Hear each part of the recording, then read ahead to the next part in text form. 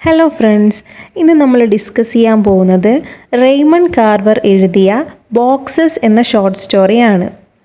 ഇതിലെ റൈറ്ററിനെ കുറിച്ചിട്ട് പറയുമ്പോൾ റെയ്മണ്ട് കാർവർ ജനിച്ചത് 1938 ഇദ്ദേഹം ഒരു അമേരിക്കൻ ഷോർട്ട് സ്റ്റോറി റൈറ്ററും പോയറ്റും ആയിരുന്നു. 20-ാം നൂറ്റാണ്ടിലെ ഏറ്റവും പ്രധാനപ്പെട്ട ഷോർട്ട് സ്റ്റോറി റൈറ്ററായി അദ്ദേഹം പരിഗണിക്കപ്പെട്ടിരുന്നു. ഇദ്ദേഹത്തിൻ്റെ റൈറ്റിംഗ്സ് ഒക്കെ വളരെ സിമ്പിളും അതിൽ ജീവിതത്തിലെ യാഥാർത്ഥ്യങ്ങളും സാധാരണക്കാരുടെ വേദനകളും അടങ്ങിയിരുന്നു. റെയ്മണ്ട് കാർവർ തൻ്റെ ലളിതവും യാഥാർത്ഥ്യബോധമുള്ള കഥകളിലൂടെ അമേരിക്കൻ ഷോർട്ട് സ്റ്റോറിയുടെ പിതാവ് എന്ന നിലയിലാണ് അറിയപ്പെടുന്നത്. അപ്പോൾ ഈ ഷോർട്ട് സ്റ്റോറിയിലേക്ക് പോകുന്നതിന് മുന്നേ എല്ലാവരും എൻ്റെ ചാനൽ സബ്സ്ക്രൈബ് ചെയ്ത് സപ്പോർട്ട് ചെയ്യണേ. ഈ ഷോർട്ട് സ്റ്റോറിയിലേക്ക് പോകുമ്പോൾ നമ്മൾ കാണുന്നത് ഒരമ്മയും മകനും തമ്മിലുള്ള ബന്ധം, അവരുടെ ജീവിതത്തിൽ വരുന്ന മാറ്റങ്ങൾ, അവരുടെ വികാരങ്ങൾ, ഒറ്റപ്പെടലും അസന്തോഷവും ഒക്കെയാണ്. ഈ സ്റ്റോറിയിൽ അമ്മ തൻ്റെ വീട് വിട്ടു പോകുന്നതും പുതിയ സ്ഥലത്തേക്ക് മാറുന്നതും അവളുടെ മകനായ നെറേറ്റർ അനുഭവിക്കുന്ന അസ്വസ്ഥതകളും ഒക്കെയാണ്.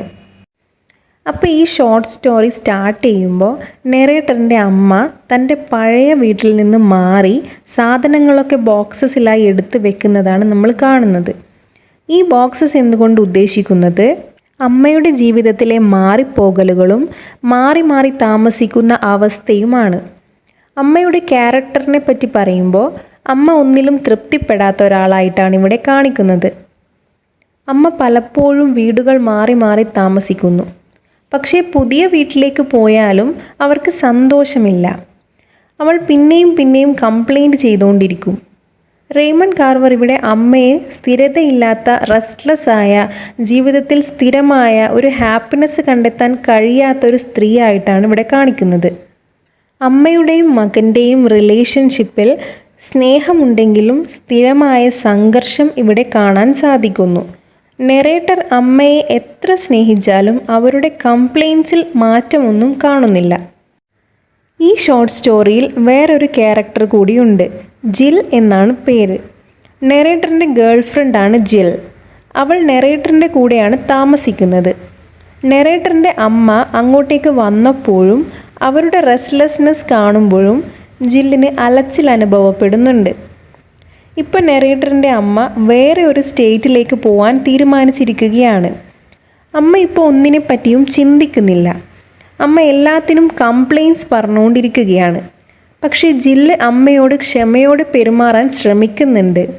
അമ്മയുടെ സ്വഭാവം ഒരിക്കലും മാറില്ല എന്ന് ജില്ലിന് മനസ്സിലാകുന്നുണ്ട്. ജില്ല് ചോദിക്കുന്നുണ്ട്, why don't you stay in one place എന്ന്. അപ്പോഴും അമ്മ സ്മോക്ക് ചെയ്തുകൊണ്ട് അങ്ങോട്ടും ഇങ്ങോട്ടും നടക്കുകയാണ്. ഇതൊക്കെ കഴിഞ്ഞ് നെറേറ്ററും ജില്ലും അമ്മയെ ഹെൽപ്പ് ചെയ്യാൻ വേണ്ടി പോകുന്നുണ്ട്. ബോക്സസ് ഒക്കെ കെട്ടിവെക്കുകയാണ്. എല്ലാ സ്ഥലത്തും ബോക്സസ് കൊണ്ട് നിറഞ്ഞിരിക്കുകയാണ്. കിച്ചണിലും ലിവിങ് റൂമിലും ബാത്റൂമിലും ഒക്കെ ഇപ്പോൾ ബോക്സസ് ആണ്. അമ്മയുടെ സ്ഥിരമല്ലാത്ത ജീവിതത്തെയാണ് ഈ ബോക്സസ് എന്നതുകൊണ്ട് സിംബലൈസ് ചെയ്യുന്നത്. അമ്മയുടെ സ്ഥിരതയില്ലായ്മയും ജീവിതത്തിലെ അസംതൃപ്തിയും ആണിവിടെ കാണിക്കുന്നത്. ഇവിടെ നെറേറ്റർ ആ ബോക്സസിനെ പറ്റിയിട്ടാണ് ചിന്തിക്കുന്നത്. നെറേറ്ററിന് അമ്മയെ വിട്ടുമാറാൻ കഴിയുന്നില്ല. പക്ഷെ അമ്മയുടെ മാറ്റങ്ങളെ സഹിക്കേണ്ടി വരികയാണ് ഇവിടെ ചെയ്യുന്നത്.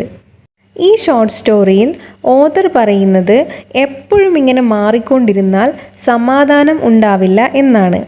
ജീവിതത്തിൽ സ്റ്റെബിലിറ്റി ഇല്ലെങ്കിൽ എപ്പോഴും പ്രശ്നങ്ങളുണ്ടാകും എന്ന് പറയുന്നു.